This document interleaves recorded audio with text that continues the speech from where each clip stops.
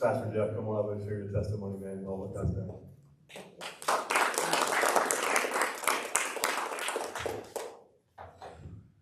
I cry a lot, so just be ready. Every time, Pastor, you say, Pastor Jeff, I think of Grandma and Grandpa. They tried so hard to get me to love Jesus, and I always ignored them. I just know they'd be so proud of me, especially Grandma. All right. So everyone here can clearly look at me and tell I didn't grow up in the church. I mean, I got fire, flames, and skulls on the top of my head. And when that was happening, I clearly was not a man of God, you know.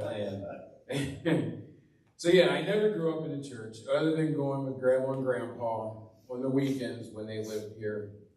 And that was once, maybe a month or every other month. But eventually, Grandma and Grandpa had to move on to family. They're getting older, and they needed someone to take care of them.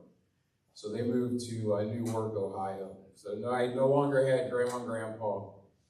And I was in my teenage years, and in my teenage years is when I started to discover, you know, heavy metal and death metal music, listening to bands like that.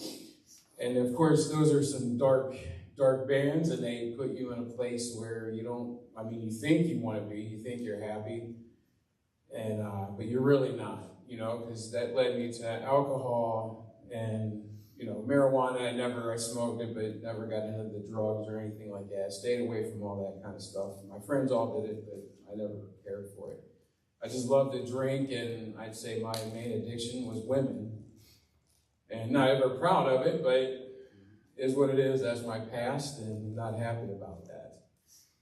It was, you know, then eventually I did end up getting married. You know, I had kids with my wife then. We had 3 boys. And so I quit drinking because of that. I didn't want them to see me drunk or anything like that. And hangovers and all that wasn't fun anyway. So there's another reason why I quit doing all that stuff. But I just wanted my boys to be proud of me and look up to me. And so I chose not to drink anymore because of that. But even so, the lady who I was married with, her and I were not happy, especially me. Not here to put her down or anything like that, but she you know, mentally abused me a lot, you know, and just never made me feel good about myself. Even to the point where I did think of suicide, and I thought about it, and I already had the way I wanted to do it. And immediately, I started thinking of my boys again, and did not want to be a selfish man and take my life away from my boys. So eventually, I finally just was done with it, her and I, and we decided to get divorced. And it was shortly after that divorce is when my life started to change.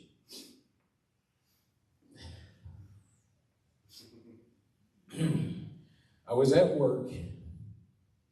I was coming through the front lobby, and at the 300 unit, someone turned around and smiled at me. And I just remember that smile and how beautiful she was. I went running to my buddy really quick, and my buddy Jason.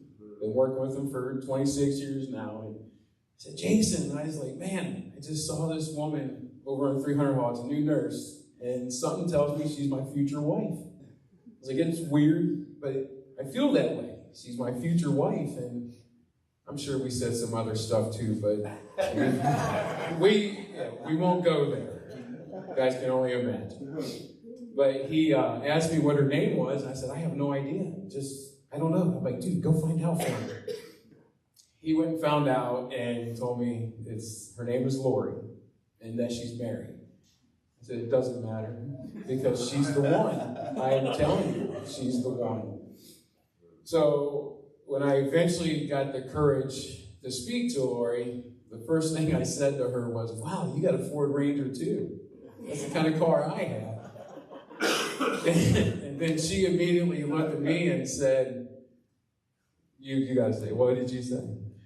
What are you following me, you creeper? Yeah, she called me a creeper. So I was like, oh, well, that's not good. But when her and I finally started talking, she told me that she is also, her and her husband are separating. And I almost, behind her back, wanted to do a little victory dance, like, yeah. But I didn't do that. I just looked at her and said, well, everything happens for a reason. And her and I live off of that now. Because I knew that she was going to be my future wife. And, long story short, obviously, we got together, and she's the first one in my adult life to tell me about Jesus. And I listened, and I was curious then at that point. Still a non-believer, but I was very curious and wanted to try this out. So her and I went to church, and it was a Pentecostal church. Never been to one before. And I remember the first time a lady was praying, and she started speaking in tongue, and I'm like, what was that all about? And she's like, yeah, I should have warned you about that first. But I was good, though. I understood everything, But I remember the worship team, how cool that was. It was rock music, and I said, oh, man, this is cool. I can adapt to this. This is pretty cool. And we hit and miss. We go to church. Then we went to a church called Grace Fellowship. And that was the beginning right there. And I'll never forget how they welcomed me into their church with love. That meant so much to me. That just, everything I thought of Christians or church people, I called them, was the complete opposite. I always thought they were mean and dirty and just nasty people, and I was completely wrong. And going to church there a couple times, I met Pastor Keith Stevens. And that's my mentor. And he took me on from day one. And he just took me on from day one. And we started having lunch together every single Thursday for 1 hour. And he would never miss it. And he was teaching me everything that I need to know about becoming a man of God. And I respected him so much. I listened to everything he said. And I respected him so much, I actually lied to him and told him that I believe in God now. But even though I'm still not sure if God is real. I'm seeing everyone praying and crying and talking about Holy Spirit. And I said, man, I want that so bad. I said, man, I want that. But just wasn't quite sure yet. And that went on for about 1.5 years, maybe 2 years, I don't know. But Kathy Rohr then asked me and Lori to be youth leaders. And if Kathy Rohr knew I was still a non-believer, there'd be no way she'd have me in her youth. Because she loves the Lord and she loved her kids very much. But she had me do it for some reason. It was on her heart for her and I to do this. And I didn't tell anyone I didn't believe in God. I didn't even think I told Lori. I'm just lying to everyone at this point. And that very first day at that youth, I put my head down, sitting down, and I thought this. I said, God, if you're real, you're going to prove to me right now that you're real and that you want me to go out there and start praying to people. If you can prove those two things right now, then I'll believe in you. Just thought it, never spoke it. Video ends. Kathy asked, does anyone need prayers? And Lori said, yeah, we're going to start fostering. We might have been licensed at the time. Can you pray for that? And Kathy said, yeah. And me and Lori and my 3 boys, we stood in a circle holding hands. Kathy prayed for 5 seconds, stop. Try to pray again, and then stop. Then all of a sudden, she puts both hands on my face and starts praying to me. And she said, Jeff, God is real. He wants you to know that. And he wants you to go out there and start praying. And then she started speaking in tongue and wouldn't stop. And when she was done, I'm freaking out. I'm shaking. I'm crying. I said, Kathy, how in the world did you do that? I go, I just thought those 2 things. Just sitting right there. And she's like, Jeff, I'm sorry. I didn't pray for your fostering, but God told me that can wait, that he needs to know this right now. That was hook, line, and sinker for me. There was nothing else to convince me. I knew God was real. And little did I know that was the start of everything in my life as a man of God. Because it was just a few weeks after that, I get a phone call, Lori, that we're about to get our first placement. Her name is Michaela, and she's going to be at the house at 4 o'clock. And I remember being so excited to meet Michaela. She's 2 weeks old, rushed home from work, and Lori put her in my arms, and I loved her right there. And that's when I realized how hard this fostering was going to also be. And I said, oh man, that's going to be tough. And I'm pretty sure I apologized to Lori because when we first started doing this, I told her right away, you got to be strong. I don't want to hear you crying when these babies come and go, because they're going to come and go. And little did I know how that, I knew right there I'm in trouble. Anyways, so we have Michaela for a couple days, and the caseworker comes over, and she's telling us about the birth parents. And I find out that the birth father has some sexual crimes. So now and I was very angry right there. And I remember calling Pastor Keith and asked him, what should I do? I have to go meet this guy.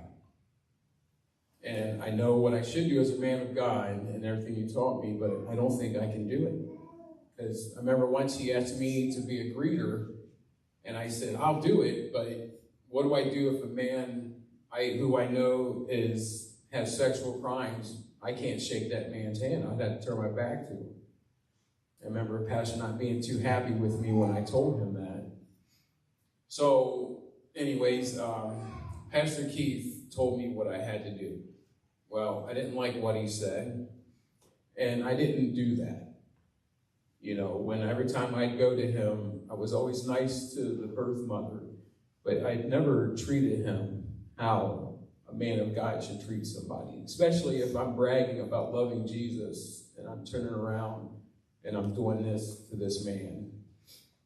That went on for probably a couple months, maybe, I don't know, but I remember one visit we had. I had a visit and dropped Michaela off, and I still just wasn't nice to him. Wasn't mean to him, but not nice to him either.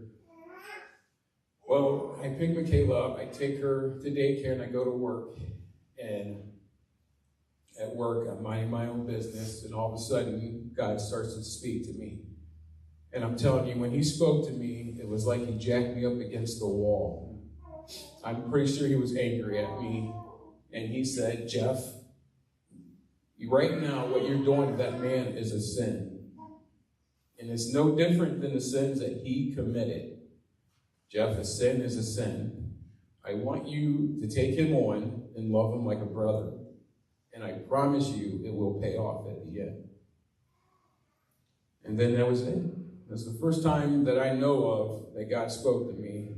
I realized when I knew Lori was the one, now that was God. But at the time, I didn't know that. But I remember I had to wait a whole week to see him. And I couldn't wait to see him. And when I did, I shook his hand and I told him that I loved him. They both kind of laughed at me. I don't think they're used to that, because no one treated them very well.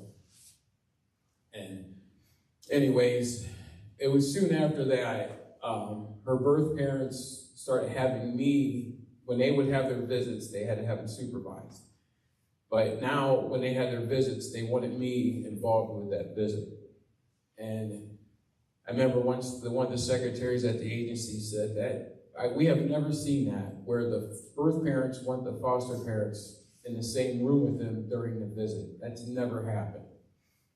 And I just remember telling the one, that's God doing his thing right now in this case. And But long story short with that, I'm not going to get all into the history of that. That's for another day. But at the end of the day, the birth parents, I'm trying not to use their names, but the birth parents took the agency in court, took them to court for us to have custody of their daughter. And we were told, again, that has never happened. From as far as they know, they can't think of a case where the birth parents took the agency to court for the foster parents to have custody of their kid. And I'm telling you all right now, if I didn't love Jesus and I ignored him when he told me to take him on, I know we would not have Michaela right now, because we would have treated those two like everyone else did, and it was sad to see that. I know he messed up. Yes, he did, but that doesn't he deserves a second chance. And honestly, that's one of my goals, is to get those two saved here someday. They are good people. They're meant for each other, and we'll just leave it at that. So, kind of all over the place here, so excuse me. So I do want to read something to you guys. This touches my heart. This really touched our heart during our time of fostering, because those birth parents, we cared for them a whole lot. Whether they listen to us or not, we cared for them, and I always planted that seed every single time I had a chance to speak to one of them. So I'm going to read to you guys here Matthew 25:31 through 40. But when the Son of Man comes in his glory, all the angels with him, then he will sit upon his glorious throne. All the nations will be gathered in his presence, and he will separate the people as a shepherd separates the sheep from the goats. He will place the sheep at his right hand, and then the goats at his left. Then the king will say to those on the right, "Come, who are blessed by my Father, inherit the kingdom prepared for you from the creation of the world. For I was hungry, and you fed me. I was thirsty, and you gave me a drink. I was a stranger, and you invited me into your home. I was naked, and you gave me clothing. I was sick, and you cared for me. I was in prison, and you visited me."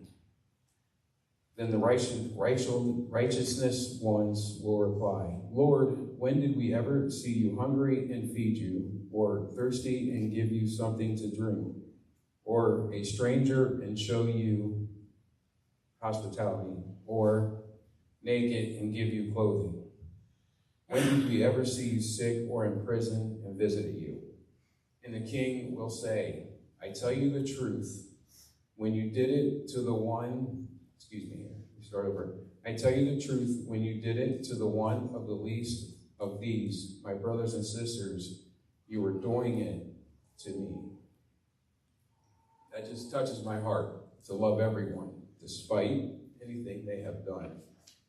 Because you don't realize how just loving someone can change their life and also change ours. We can never love them like Jesus, because his love is far more. But loving everyone can change your life and also can change theirs.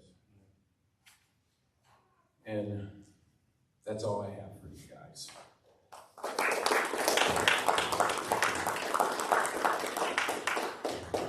Thank you, Brother Jeff, Pastor Jeff. Yeah, you said that.